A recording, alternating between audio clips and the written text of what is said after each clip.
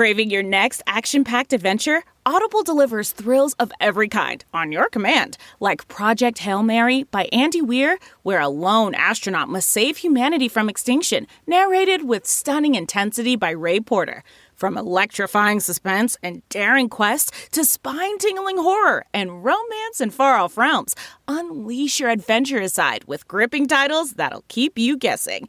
Discover exclusive Audible originals, hotly anticipated new releases, and must-listen bestsellers that hook you from the first minute. Because Audible knows there's no greater thrill than the one that speaks to you. Discover what lies beyond the edge of your seat. Start your free 30-day trial at audible.com/WonderyUS. That's audible.com/WonderyUS.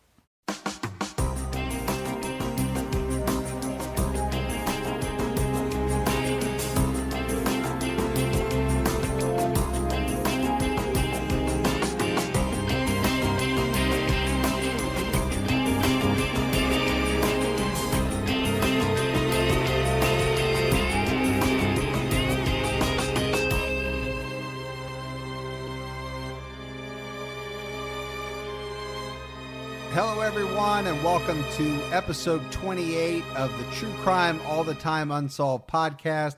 I'm Mike Ferguson, and with me, as always, is my partner in true crime, Mike Gibson. Gibby, what is going on? Hey, man, I'm good, man. You said man twice in the same sentence. I know. So that must mean you're doing really good. I am. I'm as good as a bird in a cricket field. I was cracking up because during that intro song, I look over and you're playing air guitar. That's right. To the sweet licks of the unsolved intro music. Love that riff. All right, Gibbs. So let's get into Patreon.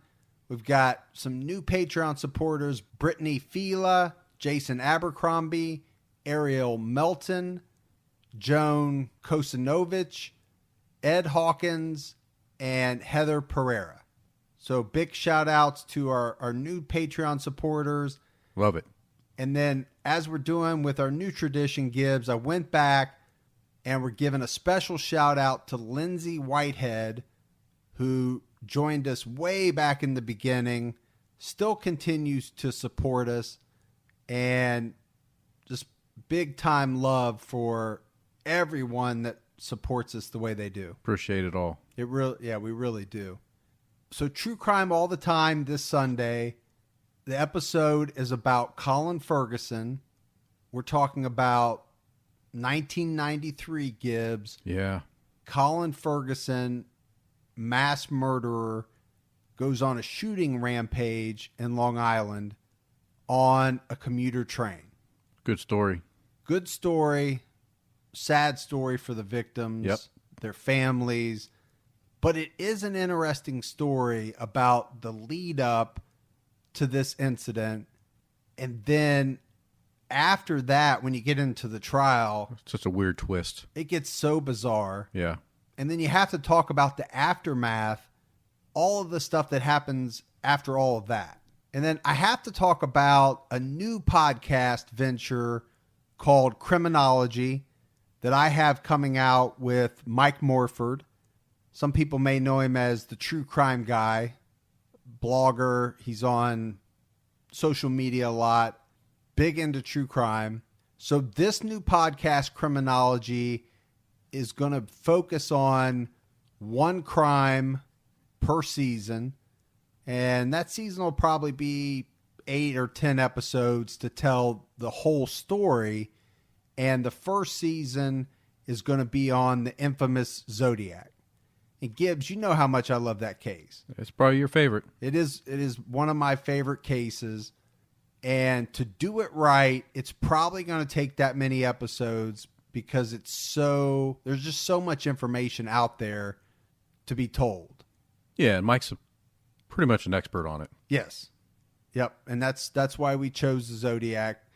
So Criminology, it's out right now. The introduction is. Subscribe to it. First episode will drop in a couple of weeks, but make sure you subscribe so you don't miss it. All right, folks. So we've heard that we're taking too long to get to the story, so we're trying to speed that up for you all. And because of that, we're going to start playing any voicemails we get at the end of the show. Just helps us get to the story that much quicker. So that's a good segue, Gibbs. We are talking about the disappearance of Claudia Elizabeth Lawrence. Got to jump on a plane for this one. Yeah, we're going abroad. We are. Big Ben, Parliament. That's right. Gibby picked a case from the UK. So our first official case from England. Yeah, for our listeners there. They've been wanting this. And we have a lot. Yeah, we do. We have a lot of listeners in the UK. You know who you are. So let's talk a little bit about Claudia. So at the time of her disappearance, Claudia was a 35-year-old professional chef. She walked home after work from the University of York campus.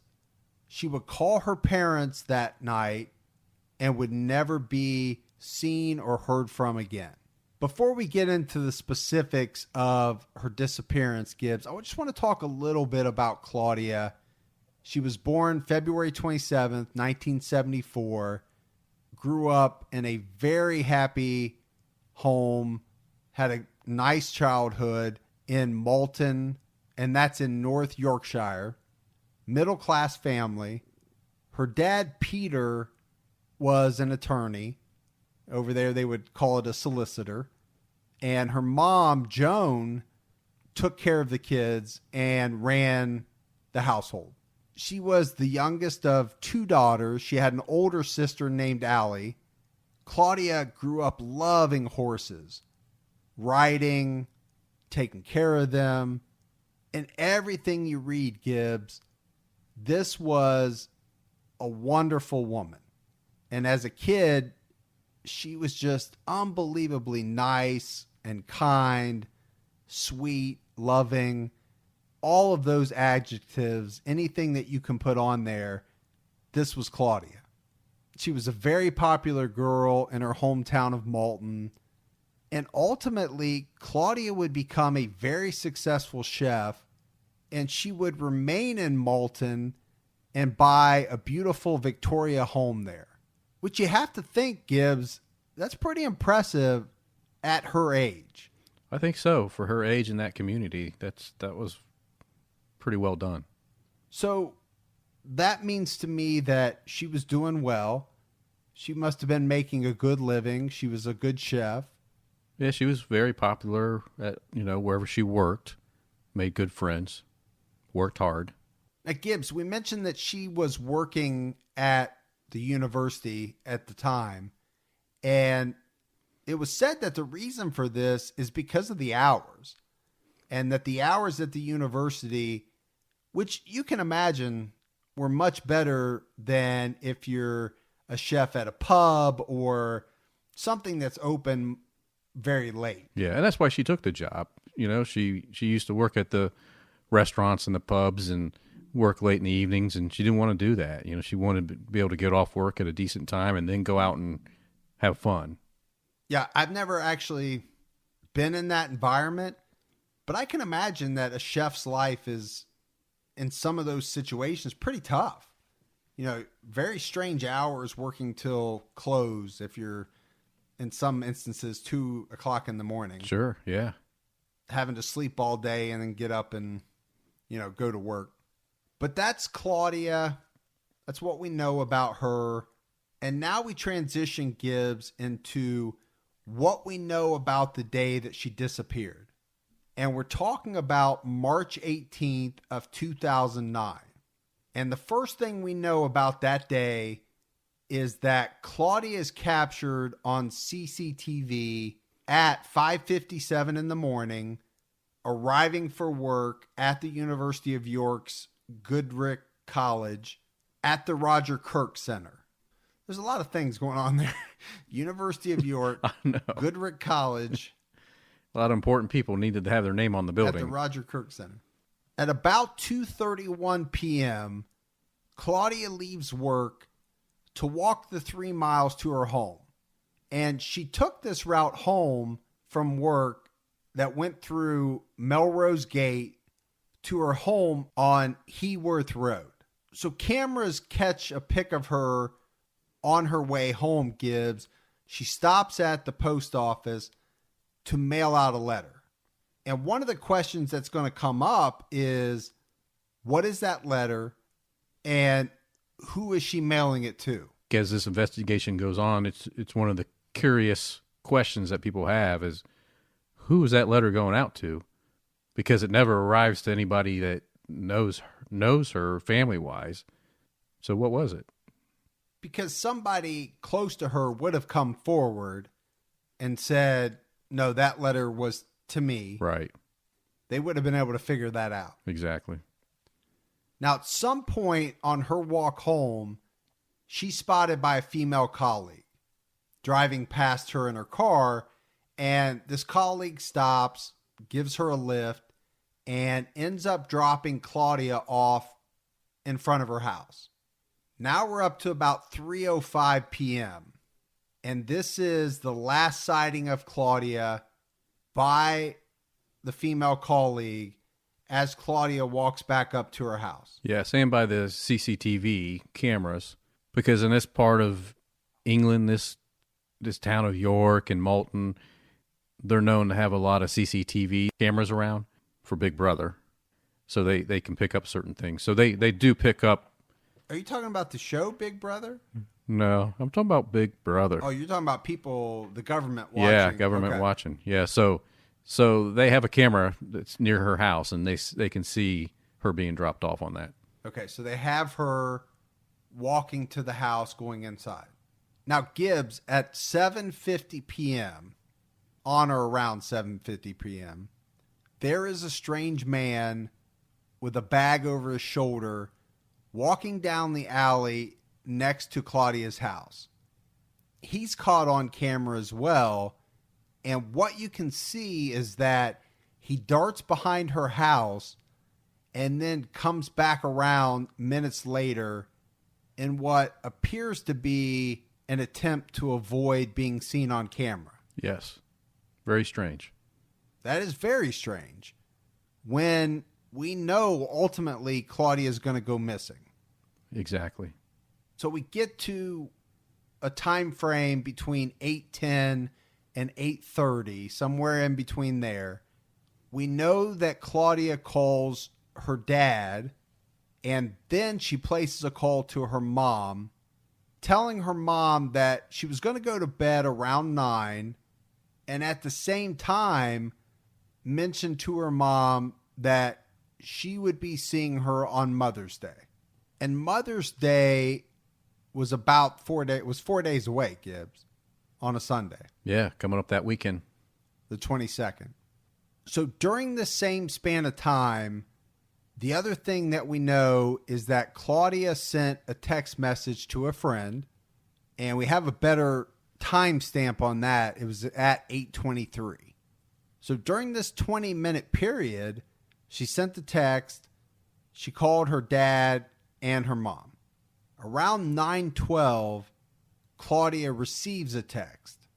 And this text comes from a male friend that lives on Cypress Island. But the thing about this text, Gibbs, is it's not known whether or not she read the message asking her if she would like to have a drink. And what was strange is that her friend said he never got a response. And that was not like Claudia, not to respond. That's not the type of person that she was. You know, she was known for sending and receiving a lot of text messages throughout the night. I mean, it was said, Gibbs, even if she went to bed at 9 p.m., if she got a text, she would read it and answer it up until about midnight, and then she'd shut her phone off for the night. I'm kind of the same way. If I go to bed early, I hear that go off, I'll go ahead and reply. Not me. Not me, man. When I go to bed, I go to bed. You shut her down, huh? I shut it down, but I don't go to bed till very late. So, but getting back to this timeline, because the next known fact is the next morning around 5:07 a.m. And again, Gibbs, we have caught on surveillance cam is another strange man walking in the alley behind Claudia's house, goes out of frame, and then returns a minute later. and they've never been able to identify this man. But what are we talking about?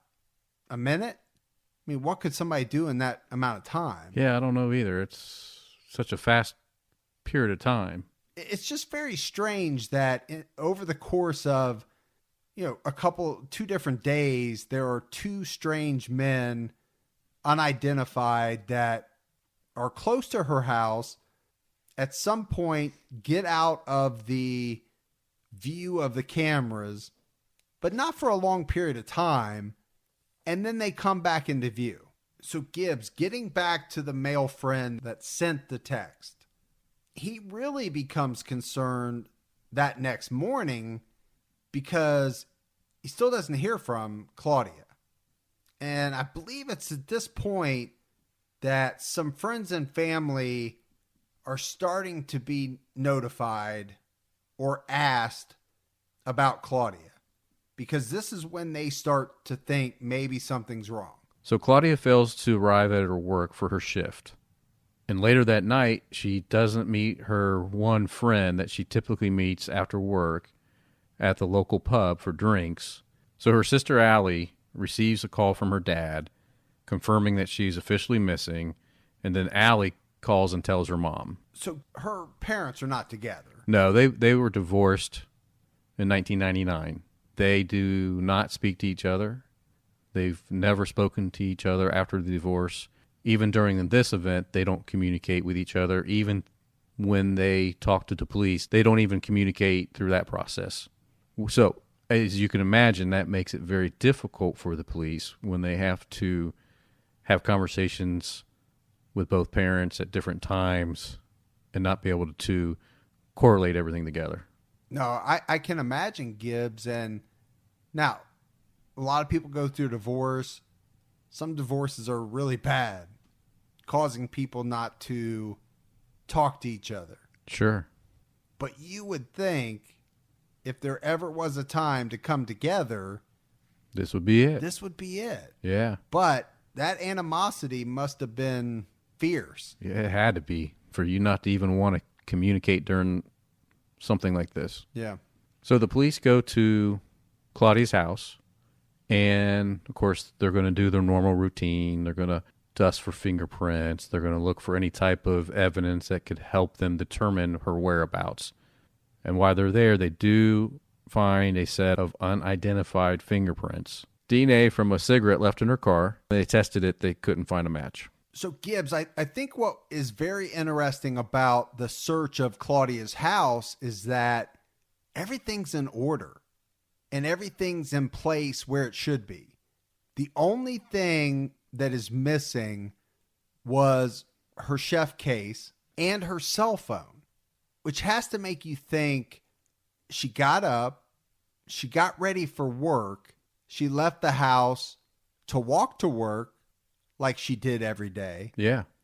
Yeah, I think so. I mean, if there was some form of struggle, the house would show that, unless someone was very good at putting everything back in the correct order that Claudia would have had it. Well, and the other 2 things that are important are the chef case that would hold all of her knives. You know she would have to take that. Absolutely. And her cell phone. We talk about that a lot. Yeah. People anymore don't leave the house without their cell phones. It's more important to them than their wallet. So at this point, Gibbs, the police have no physical evidence. They've got no known motive for her disappearance. Her passport, her bank accounts, everything's normal. Yep. Nobody's taken out some large chunk of money. None. If she walks to work at 5 a.m, as Right. she normally does, pitch dark, cold, rainy.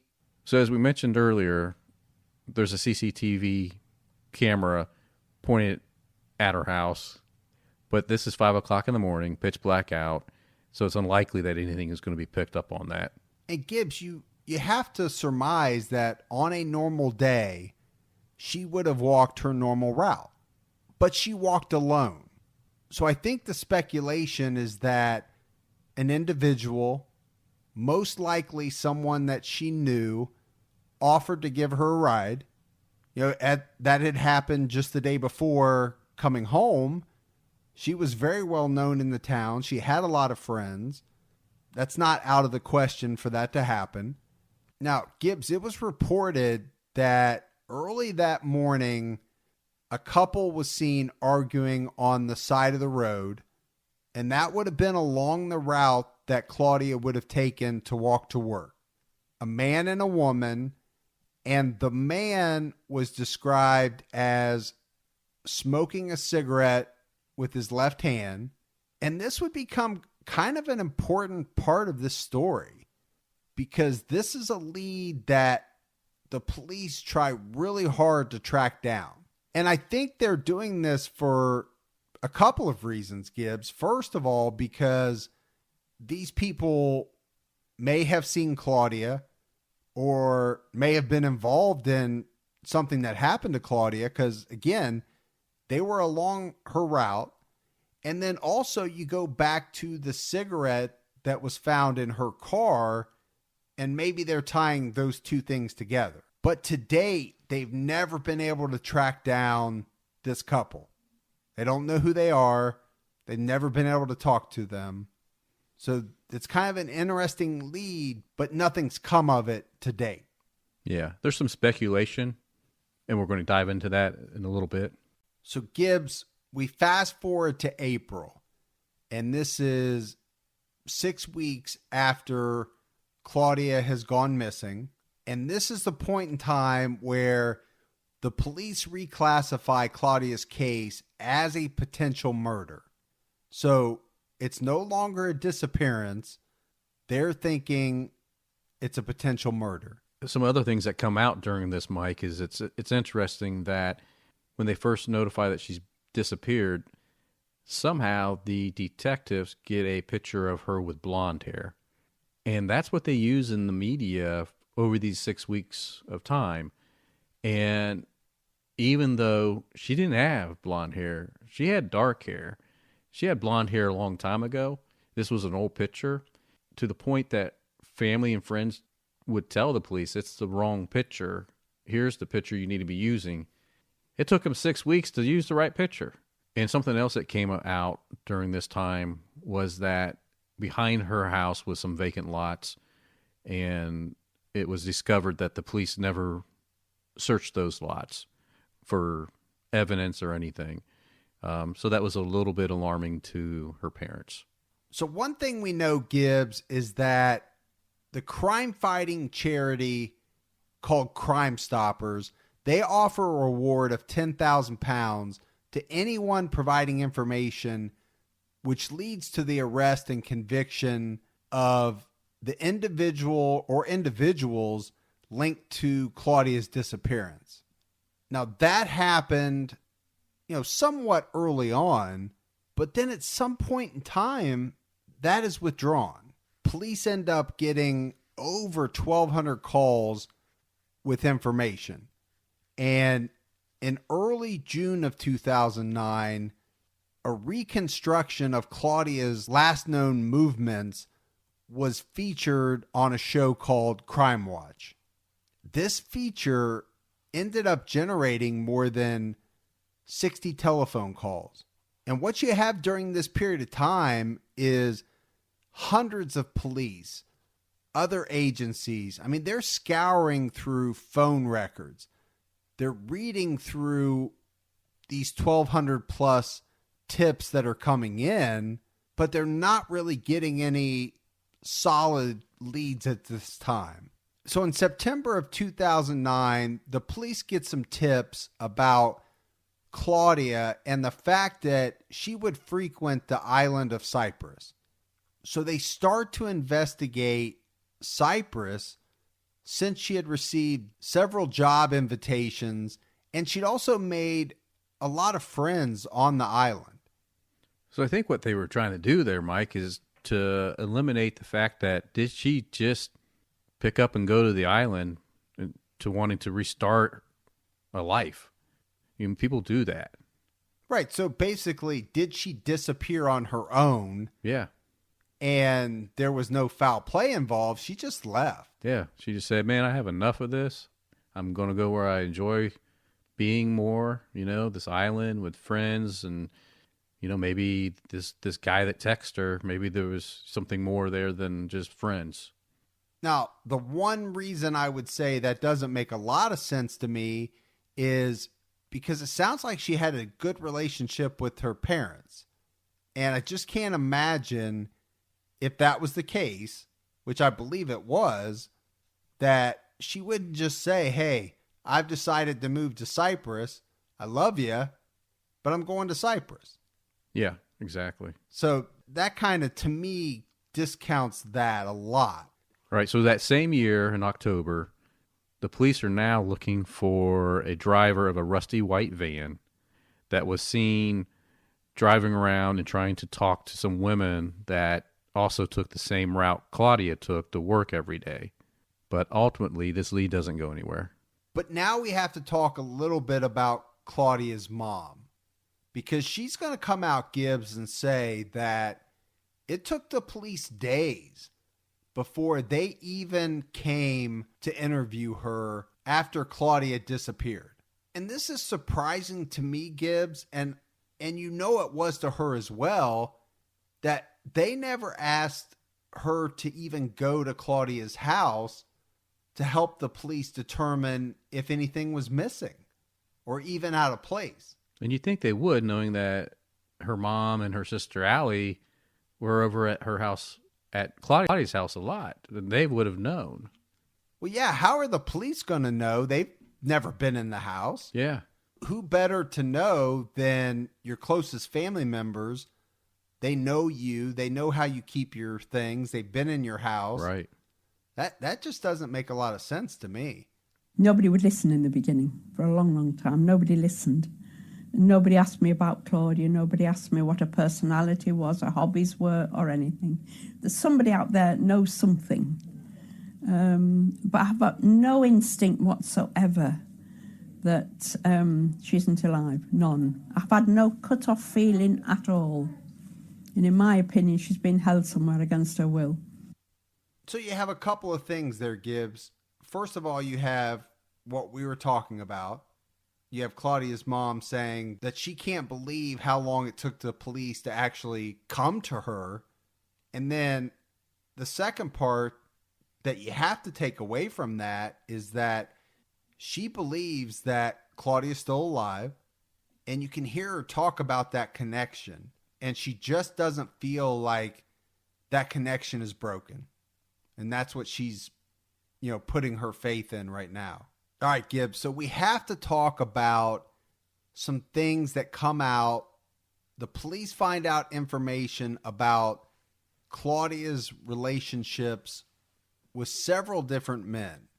Now, she was very protective of her personal life. And what the police find out and what they ultimately put out in the media, Gibbs, is that Claudia led several different lives, right? She had a side to her that she would show to her family. She had a side that she would show at work. But then she had another side to her that would really only come out at the pub.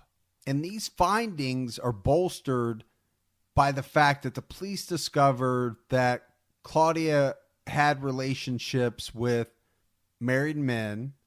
Now, one of the issues the police had is that these married men didn't want to come forward to help in the investigation. Ultimately, they were worried about their wives finding out what they had done. And again, I can't stress this enough, Gibbs. Police are putting this out in the media. So we talked about this pub, this watering hole that Claudia liked to hang out with. It was called the Nag's Head. And the Nag's Head was just a few doors down from her home. It was her local pub, and she hung out there a lot. And what happens is this Nag's Head pub kind of becomes a central figure in the mystery of this story. The police start getting a lot of mixed stories coming out of this pub, and it's hard for them to figure out what direction to go in. They end up searching the pub with police dogs that are trained to find human remains. The only thing they end up finding is some sheets in a guest bedroom with a spot of blood on it, and they send those off for DNA testing.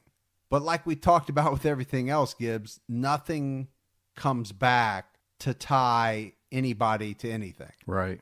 So like we mentioned, what starts to come out is this dichotomy of the quiet life that she had with her family versus the life she led at the pub, along with the different relationships that she was having with married men. The patrons of the Nag's Head, they're very protective of their own. And the one thing that comes out is they don't want the police poking around, wrecking the lives of the patrons. So what the police end up doing is they start bringing in patrons of the Nag's Head pub that they find out had some type of relationship with Claudia. One pub patron would tell police that Claudia was known to go after men that frequented the pub that were older and were married. Some people even went as far as saying that they thought it was a game. She would see if she could lure the men away from their wives, but once she was able to do that, she would lose interest in them. Another patron of the pub said that Claudia had a long-term affair with one of the patrons named Patty McGinty that lasted for 17 years. Now, Gibbs, we know she was 35 when she disappeared. So doing that math, I mean, she would have had to have started this relationship when she was 18 years old. Yeah, and he was about 10, 11 years older than her. So again, we talk about the police bringing in a bunch of these people from the bar. They're putting pressure on them. They're asking them questions, but ultimately they don't get anywhere. They're not able to figure anything out, and nobody gets charged. So Gibbs, now we have to talk about a theory that popped up about convicted serial killer Christopher Hallowell and how he may have been involved in Claudia's disappearance. So a little bit about Christopher. He preyed on attractive single women around the area where Claudia lived. And so, Gibbs, this case fits his pattern. And to that fact, his father lived just a few streets away from Claudia. And Hallowell preyed on females, and normally he would target them walking alone either late at night or early in the morning, and then would abduct them. So you go back to what we said about the couple seen arguing along the path that Claudia took to work that morning.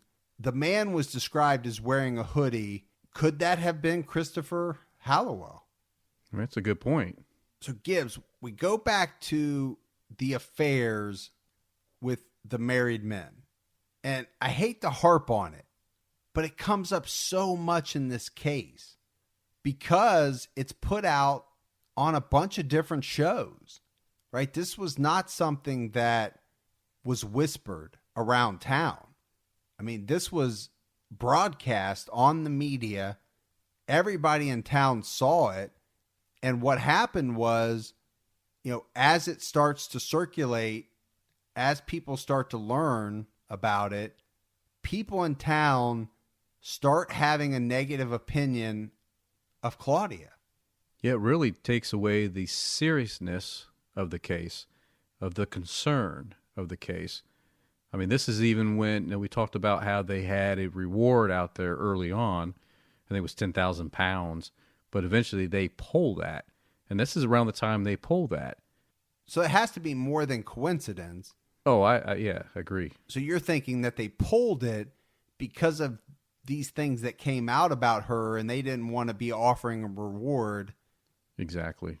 That's tough for me to reconcile because, no matter what she did as far as having affairs or whatever it was, she's still missing. Yeah. And whatever she did in her private life was consenting adults, right? It's just not all on her. Yeah, she didn't break the law, but around town, people start having this different opinion. You have people calling her a home wrecker, all kinds of different things like that. And like you said, that change in opinion, I think almost causes people to look at it as like, oh, she doesn't deserve to be found. Yeah, exactly. And that's ridiculous. Yeah, I think it turns the case to a bad point. So you have to look at the media a little bit, because by them putting all this stuff out, and again, Gibbs, it has to be true, right? They had to have done all the fact checking. The police talked to some of the married men. I mean, it's not like this stuff was made up, but by putting it out there, boy, they really destroyed a lot of her reputation. Oh, absolutely. And they killed a lot of momentum that they could have had in the case when they were investigating it. And imagine her family, right? Because this is not the person that they know, but yet they're seeing this on television. And they're seeing people on television talk about their daughter in a way that they can't reconcile. And that has to be tough. That would be tough to hear and to believe. And Claudia's father even goes on the BBC Today show and defends her character, doubting what the police are claiming about his daughter and her lifestyle. Again, he talks about how loving of a person she was, never wanted to hurt another individual's feelings. So I just go back to it, Gibbs. I mean, he can't reconcile these two things. There's no way. Right. The vast majority of the public have been extremely supportive in Heworth, York and elsewhere in the country. Everybody I see comes up and says, we're hoping, we're praying. You're bound to get a few people who, because of the information that was put out by the police back on the first Crime Watch programme, and the way it was put, may take a view about Claudia, and if that's holding anybody back with information, I would hope that they'll change their minds, because that's not the sort of person she was, and I think that's been established now. We need a resolution to this. This has gone on now for a year. The family are obviously dreadfully affected and upset by it, and somebody out there has got information. Most of you will be parents or know friends who are parents, and so you know what we're going through. If anybody, any of you has any information at all that can help us resolve this, please give it. You don't even have to tell the police. It can be given free to Crime Stoppers. There is still the reward out there at the moment, which is quite a large reward for Crime Stoppers of £10,000. So that information can be given anonymously. But please just give it. We need a resolution to this. So that was Claudia's father, and I think you can really hear it, Gibbs. Yeah. When you listen to him, because he's saying, hey, the police put all this stuff out there about my daughter. It's changed people's opinion, but that's not who she really was. Right. And I really feel for him. Man, you can hear it in his voice. You can just feel the love and the concern and yeah. You really can. And as you and I having daughters, mm-hmm. my heart goes out to him because, and I'll say it again, I really don't care what she did in her personal life. Right. It wasn't illegal. Consenting adults, man. It doesn't concern this. That's what I'm saying. It doesn't change the fact that you have a woman that has disappeared. It shouldn't change any of that momentum or anything with sense of urgency. Yeah, exactly. So, I want to put that out there because I know we had to tell the story. And a part of telling the story is telling everything. Right. But to me, those things that came out, they should never have changed what was going on to find Claudia Lawrence. Yes. End of that story. Right. As long as you and I are on the same page with that. Absolutely. When I listen to him talk, I can feel it. Oh, same here. I really can. Yeah. I don't know how you couldn't.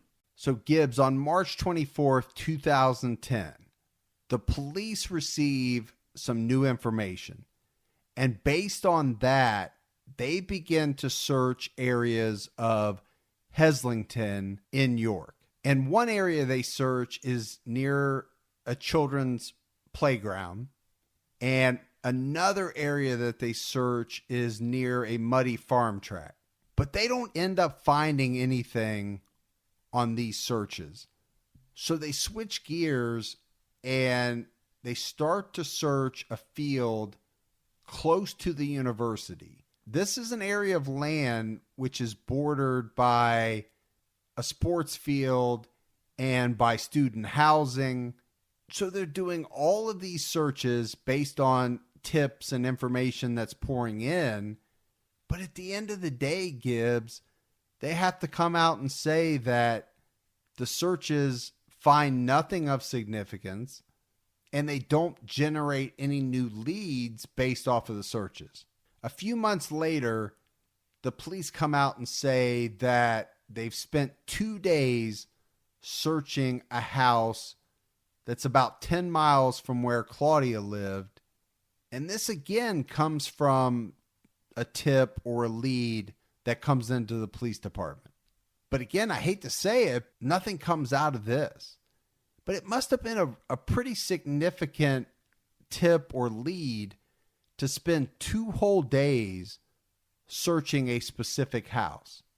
Now, a few months after that, in July, this is when police start to talk about scaling back the number of officers that they're going to dedicate to the investigation into the disappearance of Claudia.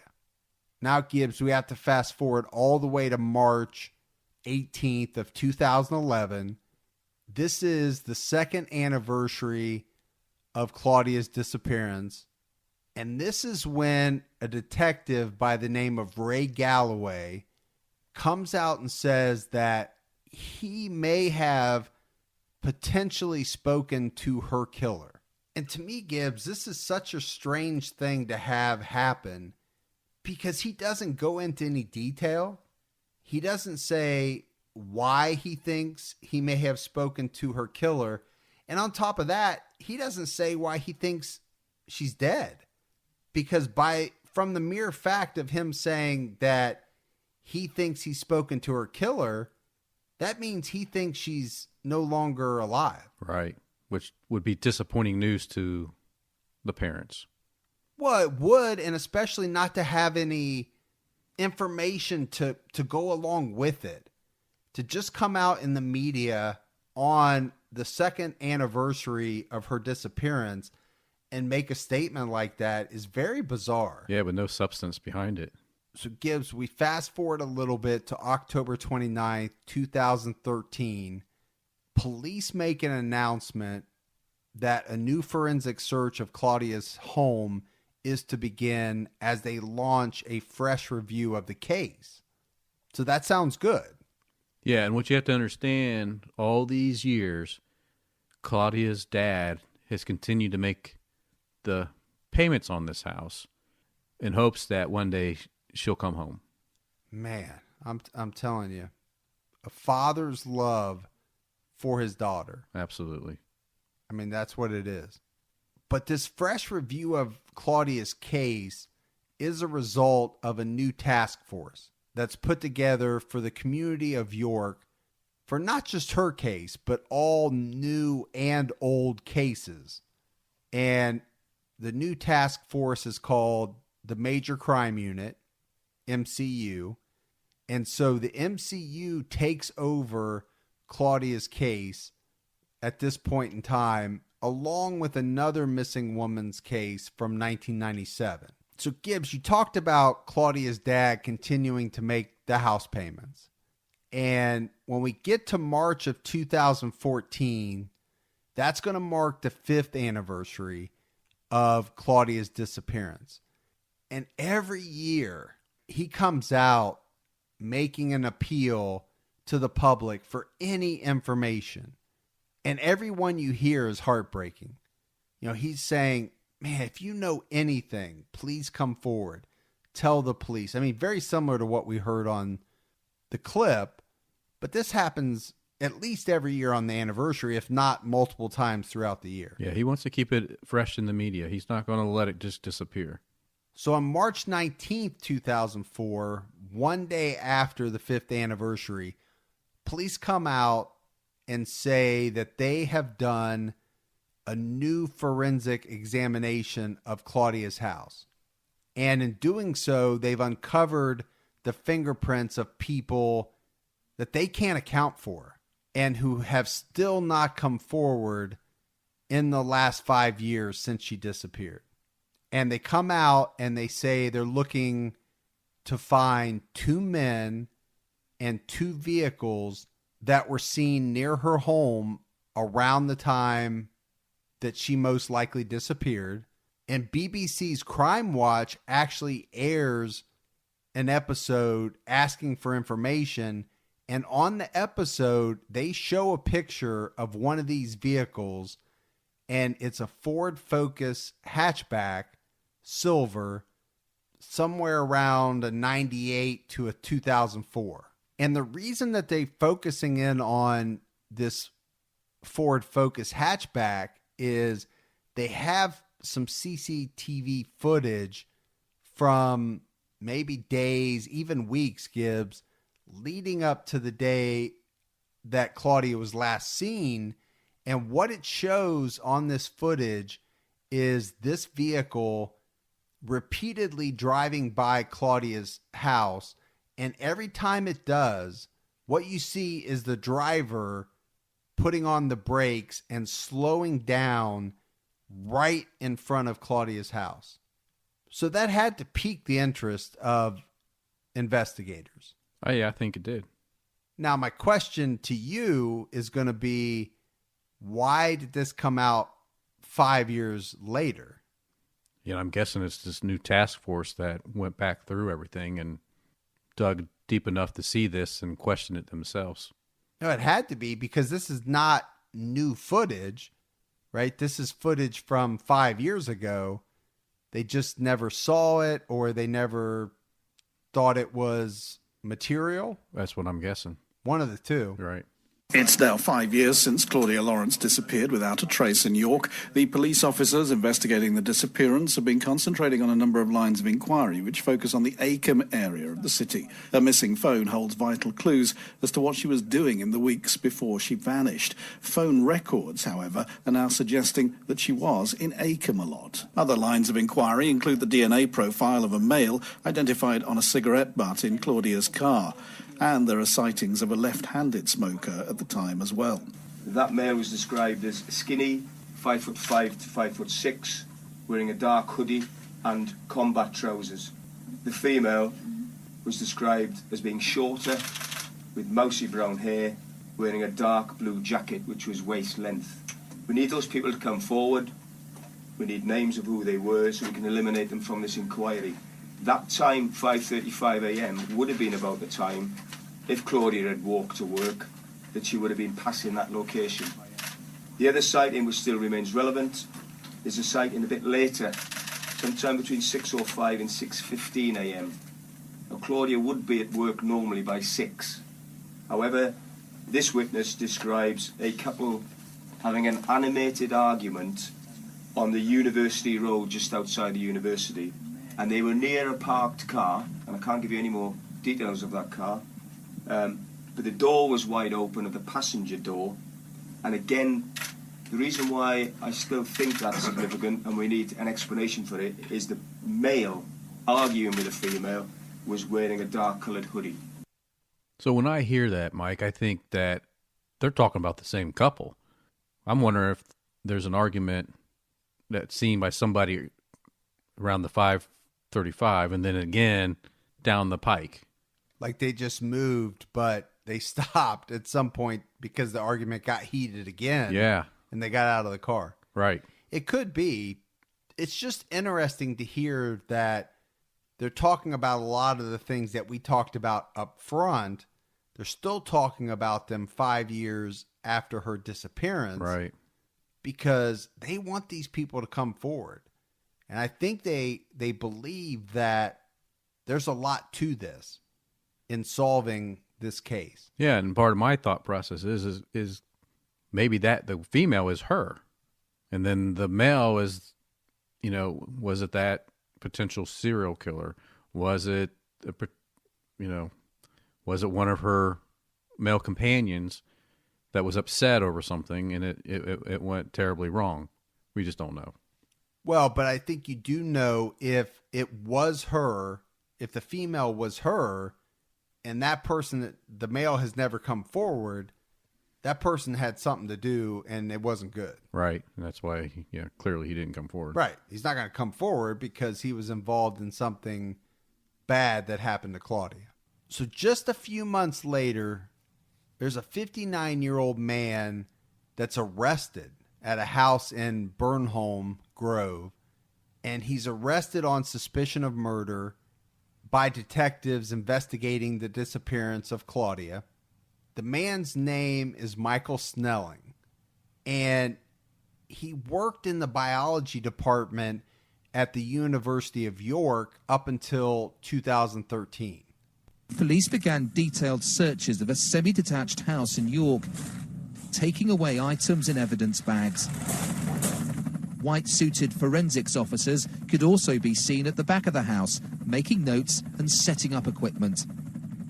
It followed the arrest of this man, 59-year-old Michael Snelling, detained this morning on suspicion of murdering Claudia Lawrence. Neighbours say Mr. Snelling had lived here for more than 20 years. He was arrested, though, more than 80 miles away in North Shields, where it's understood his mother lives. A car was also seized, and police say they can't rule out further arrests. So obviously, Gibbs, that was a clip from back at that time in 2014. Snelling ended up getting released on bail the day after he was arrested. And ultimately, Gibbs, Snelling was never charged or tried or anything in connection to the disappearance of Claudia. So he was arrested, he was questioned, but it never went any further than that. So in July of 2014, Paul Harris, who was the landlord of the Nag's Head pub, he's arrested on suspicion of perverting the course of justice. So Gibbs, I wasn't exactly sure what this was. It didn't sound like a whole lot to me, but I had to look it up. And what I found out was that perverting the course of justice is either fabricating or disposing of evidence, intimidating or threatening a witness or juror, intimidating or threatening a judge. Sounds pretty serious. Well, it's a lot more serious than I thought, because over there, this carries a maximum sentence of life in prison. Wow. So it's a much bigger deal than what I had originally thought. And Paul Harris actually spends some time in jail, because it's not till April of 2015 that he's released. And it was said that he was released because he was able to provide information to detectives, which progressed the investigation. So my thought is that he was able to give them enough information that they either figured out he didn't do what they thought he had done. That's what I'm going with. 8 days after Paul Harris is out, 3 men in their 50s are arrested on suspicion of murder.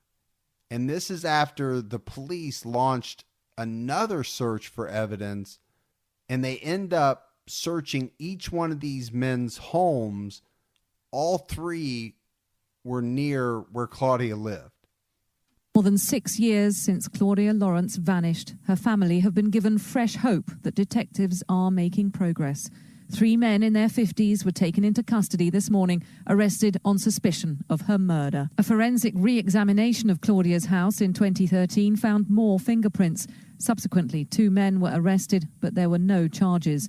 This February, police focused their investigation on the alley behind Claudia's house, and 6 years to the day that she was last seen, they released new CCTV footage of 2 people nearby. 5 days later, 1 man in his 50s was arrested on suspicion of murder. He remains on police bail. 6 years is a long time to wait for answers. Today's arrests suggest progress, but Claudia's family must also face the possibility that detectives aren't any nearer to solving the mystery of her disappearance. So in the clip, Gibbs, she mentions another man in his 50s that was arrested. And that did happen about a month prior to these other 3 guys. And he was from the York area, also arrested on suspicion of murder. They're arresting a lot of people, Gibbs, on suspicion of murder. Yeah, they sure are. But he was released on bail the very next day. So you have to go all the way up to March 8th of 2016.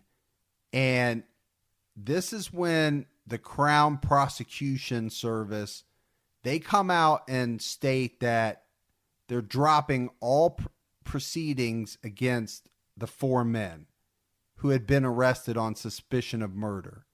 And they cite lack of evidence in dropping all of these charges. The other thing that the police do is they come out and basically say that it's a lack of cooperation from other witnesses that are not allowing them to move forward. So again, Gibbs, this happened. She disappeared in 2009. And just a few years ago, they're arresting people left and right. Yeah. But they can't make anything stick. Right. They can't make it stick now. I just don't know if they're ever going to be able to.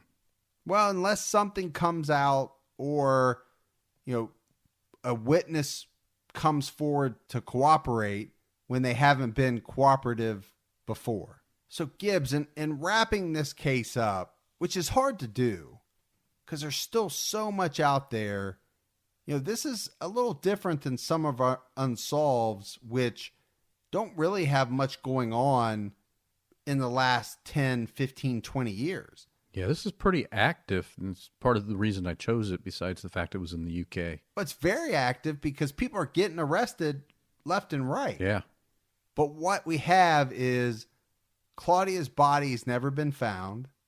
Now, there's a lot of speculation around that when you do some of the research. Mm-hmm. There are people that think that she may have been buried in some of the construction sites, because apparently there was a lot of construction going on in and around that area back in 2009. Right. We kind of touched on, could she have just up and left, started a new life? Again, I don't buy that one. And I don't either, not with all these recent arrests. Clearly there's got to be some evidence that's driving this, but they just can't, like you said, they just can't put it away. There's way too much smoke. Yeah. Not for a fire not to catch here pretty soon. Right.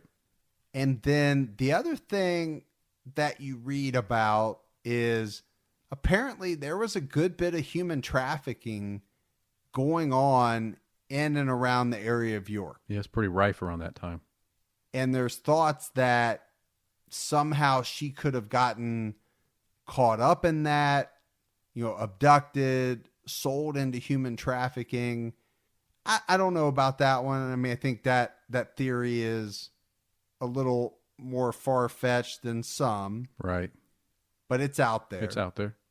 But the bottom line is we don't know. No. But what makes me very hopeful about this case is all of the recent activity. They've got to have something to be arresting all of these men in their 50s when they talk about, all of the new evidence that they're uncovering, fingerprints. They haven't been able to, make anything stick yet. Right. but it doesn't mean that they don't have enough to where they're really close. Because why are they arresting so many people? Yeah. I mean, if they got fingerprints, if they got DNA on a cigarette butt, I mean, who knows? All right, Gibbs. So that is the case of Claudia Elizabeth Lawrence. Heartbreaking when you hear her parents speak, especially her dad. There was just so much emotion coming out of him. I could feel it. Yeah, I hope for him, for Claudia's mom, and of course her sister. Her sister as well. Yeah, Allie. Yeah, they get some type of closure. So before we sign off, Gibbs, we've got a couple of voicemails I want to play.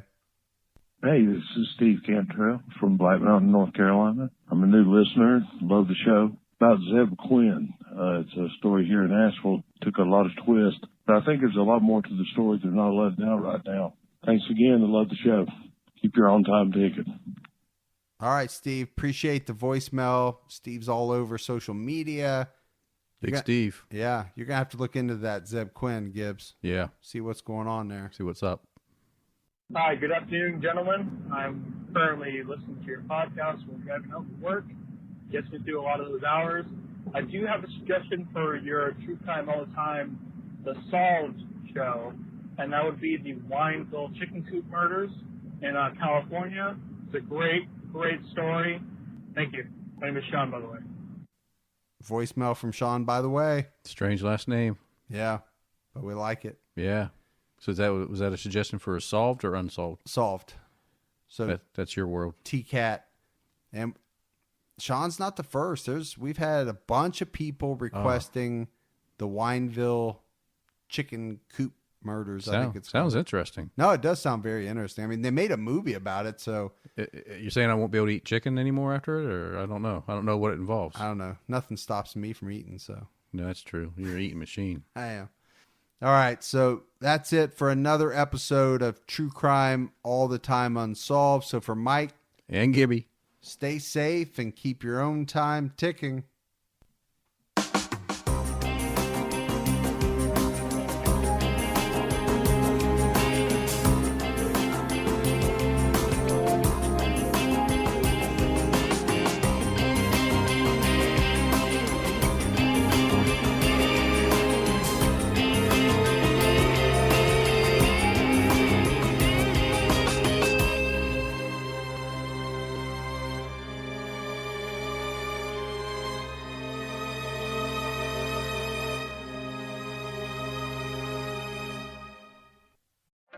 When an online shopper places an order, how that package arrives matters.